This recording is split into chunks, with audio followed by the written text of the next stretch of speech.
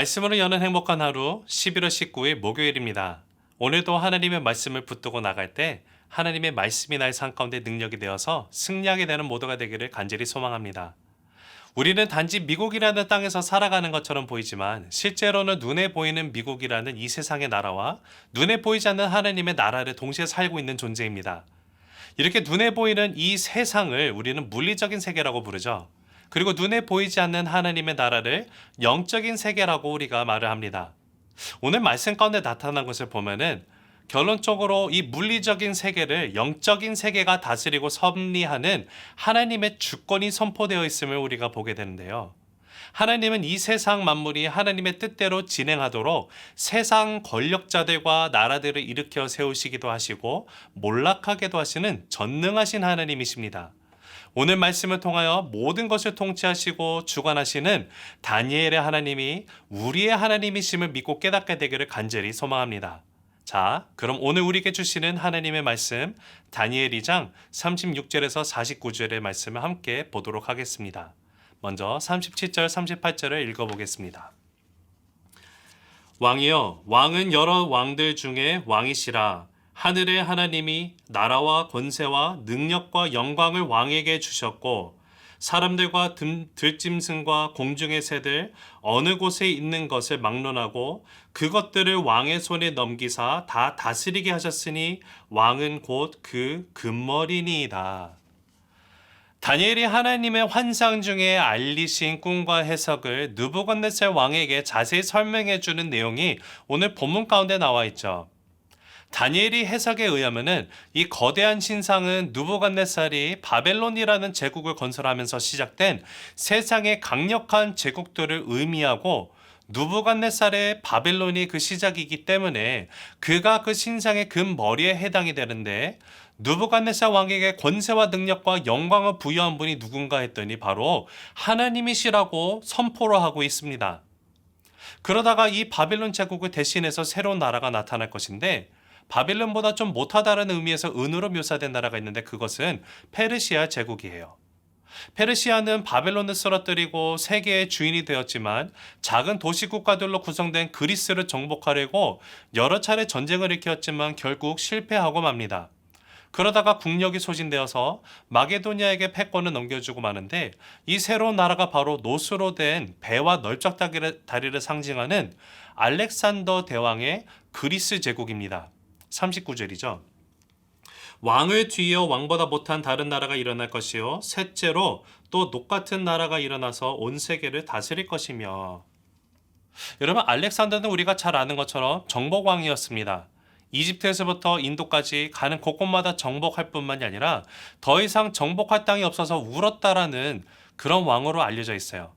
근데 여러분, 여기서 금, 은, 노치대에 대한 설명에 비해서 그 다음에 나타난 네 번째 나라는 강아기가 쇠 같아서 모든 물건을 부서뜨리는 나라라고 하는데 이 나라는 헬라 제국을 계승한 로마 제국입니다. 40절. 넷째 나라는 강아기가 쇠 같으리니 쇠는 모든 물건을 부서뜨리고 이기는 것이라. 쇠가 모든 것을 부수는 것 같이 그 나라가 문나라를 부서뜨리고 찌을 것이며. 여러분, 지금까지 지구상에 나타났던 제국들 가운데 가장 크고 강력한 나라가 바로 로마 제국입니다. 근데 로마 시대에 대한 설명을 상당히 자세하게 제시가 되고 있는데 이 쇠로 된 나라가 아래로 내려갔더니 그 발 부분이 뭐라고 나와 있냐면은 일부는 쇠이고 일부는 진흙으로 변했다라고 얘기를 하고 있어요. 즉 철같이 강하지만 얼마는 부서지기 쉽고 또 철과 흙이 합쳐지지 않는 것처럼 나라 안에서 갈등과 분열이 일어나게 될 것이라고 예언이 되어 있다는 것이죠. 여러분, 이처럼 자세하게 설명이 되어 있는 이유가 어디 있을까요? 그것은 바로 44절과 45절에서 우리에게 설명을 해주고 있습니다. 이 여러 왕들의 시대에 하늘의 하나님이 한 나라를 세우시리니 이것은 영원히 망하지도 아니할 것이요 그 국권이 다른 백성에게로 돌아가지도 아니할 것이요 도리어 이 모든 나라를 쳐서 멸망시키고 영원히 설 것이라. 손대지 아니한 돌이 산에서 나와서 쇠와 녹과 진흙과 은과 금을 부서뜨린 것을 왕께서 보신 것은 크신 하나님이 장래일을 왕께 알게 하신 것이라. 이 꿈은 참되고 이 해석은 확실하나이다 하니. 여러분, 이때 하나님의 나라가 세워질 것이기 때문에 그렇다라는 거예요. 지금 느부갓네살의 왕의 이 꿈을 통해서 하나님이 계시하고 있는 것이 무엇인가 보면은 장차 오실 하나님의 나라, 예수 그리스도를 통해서 하나님의 나라가 세워질 것이라는 사실을 이미 예수님이 오시기 600년 전에 하나님께서 이방 왕을 통해서 선포하셨다라는 사실이 우리의 삶 가운데 놀랍게 다가옵니다. 여러분, 여기서 산은요, 성경에서 하나님이 임재하시는 곳으로 많이 등장하는 그런 상징이죠. 그리고 여기서 사람이 손대지 않는 돌이 산에서 나왔다라고 말을 하는데, 이것은 온전히 하나님의 권능으로 임하는 역사라는 사실을 알리시는 겁니다. 이것은 명백히 로마 시대의 예수 그리스도께서 사람의 기대와는 전혀 다른 모습으로 이 땅에 오셔서 금, 은, 놋, 쇠, 흙에 해당하는 나라들, 즉 세상 사람들이 정말 그 모든 그 권력의 중심이라고 여기고 나갔던 막강한 강대국의 나라들을 다 부수시고 진정한 하나님의 나라, 곧 교회를 세우실 것을 보여주는 예언의 말씀이에요. 여러분, 느부갓네살의 꿈을 통해서 보여주시고 다니엘을 통해서 해석된 이 예언은요, 예수님의 십자가와 부활, 승천과 성령 강림을 통해 성취가 되었습니다. 이것이 느부갓네살 제위 2년, 즉 예수님이 오시기 600년 전에 이미 예언되어 있다는 것은요, 우리가 믿는 복음이 도무지 의심할 수 없는 진리임을 확증해 주는 증거입니다. 예수님의 오심으로 하나님의 나라는 구체적인 실상으로 우리 삶 속에 다가오게 되었어요. 예수님을 왕으로 모시는 모든 사람들은 이 세상의 나라가 아니라 이 영적인 하나님의 나라에 소속되어 살아가는 하늘의 시민으로서 살아가는 존재라는 사실입니다. 여러분, 다니엘의 해석을 듣고 난 후 느부갓네살이 어떻게 했는지를 우리가 한번 주목하면 좋겠는데, 46절에 이렇게 나와 있습니다. 이에 느부갓네살 왕이 엎드려 다니엘에게 절하고 명하여 예물과 향품을 그에게 주게 하니라. 제국을 건설한 대왕이 전쟁포로 출신의 새파란 젊은이 앞에서 엎드려 절을 하고 예물을 바쳤다라고 하죠. 하지만 느부갓네살이 실제로 절한 대상이 누구일까요? 다니엘이 아니라 다니엘의 뒤에 계시는 하나님 앞에 절을 하고 있는 것을 우리가 압니다.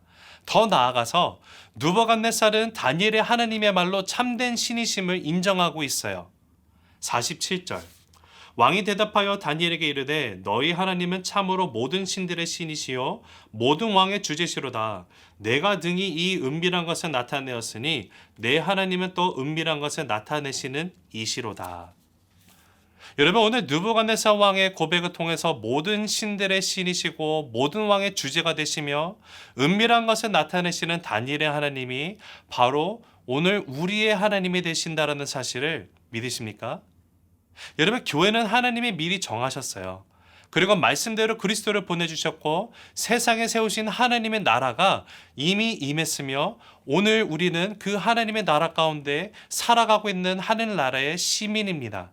하나님의 백성이 되었어요.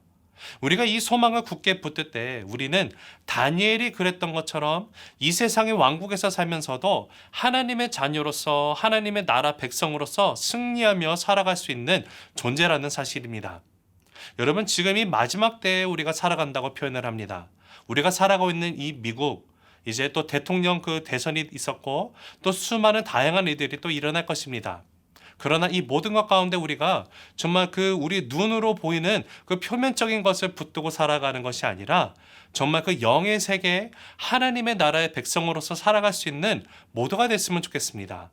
나의 삶을 통해서 온전히 하나님의 나라가 드러나고 세상의 어떠한 공격에서도 흔들리는 것이 아니라 하나님 안에 믿음을 두고 나아갈 때 세상이 갖고 있는 궁금증을 하나님의 말씀으로 내가 답을 제시하고 나아갈 때 나를 통해서 오늘 느부갓네살 왕이 하나님의 살아계심을 고백했던 그 찬양의 역사가 우리의 삶을 통해서도 일어날 수 있다는 사실 우리 잊지 않고 믿음으로 살아갈 수 있으면 좋겠습니다.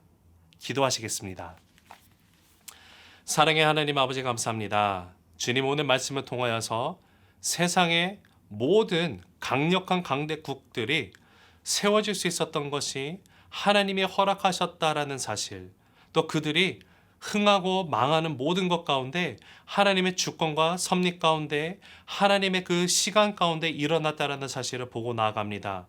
하나님, 다니엘을 통해서 그 이방 왕에게 하나님의 그 계시를 알게 하시고 정말 예수님이 오시기 600년 전부터 이미 이 땅에 임한 하나님의 나라 성취될 것을 예언하신 그 하나님, 그 다니엘의 하나님이 오늘 나의 하나님임을 고백하고 나아갑니다. 아버지, 오늘 살아갈 때, 남은 인생 살아갈 때도 세상을 의지하고 살아가는 것이 아니라 나의 삶 가운데 어제도 오늘도 내일도 살아 역사하시는 그 하나님만을 의지하고 붙들고 나아감으로 인해서 세상이 하나님의 살아계심을 알게 하시고 하나님의 그 높으신 이름을 찬송하고 나아가는, 인정하고 나아가는 그 역사가 나를 통하여 일어나게 하여 주시옵소서. 감사드리며 살아계신 예수 그리스도 이름으로 기도드립니다. 아멘.